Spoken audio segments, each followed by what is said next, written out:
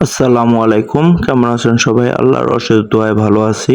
তো আজকে আমাদের জাপড়ি ঘরের নিচে আমরা যে কবুতর রাখি তাদের যে মলমূত্র এটা পুরাটা ভর্তি হয়ে যায়। তো ওদের যে বিষটা মলমূত্র এগুলো অনেক সমস্যা করে, ওদের নিজেরটাই সমস্যা করে, কারণ এগুলা যদি বেশি অনেক দিন হয়ে যায় তাহলে গন্ধ বের হয়, আর গন্ধে কবুতর বিভিন্ন ধরনের সমস্যা হয়। তো আজকে আমরা প্ল্যান করলাম আমাদের 2 জাপড়ি ঘরের যেগুলা আপনার ময়লা জমছে তাদের সব বিষটা পরিষ্কার করব। তো তাদের বিষটাগুলো ভালোভাবে পরিষ্কার করে আমরা আমাদের যে কীটনাশক আছে তা আমরা স্প্রে করে দিই, এবং স্প্রে করে আমরা রোদে শুকাতে দিই।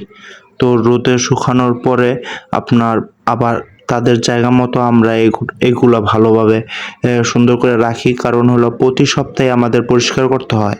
আর পরিষ্কার করার একটা কারণে এগুলা যদি বেশি হয়ে যায় ভাই, তাহলে আপনার একটা গন্ধ ছড়ায়, আর গন্ধের জন্য ওদেরই সমস্যা হয়। তো ওদের সুস্থতার জন্য আমরা প্রতিভাবেই এই চেষ্টা করি ভালোভাবে।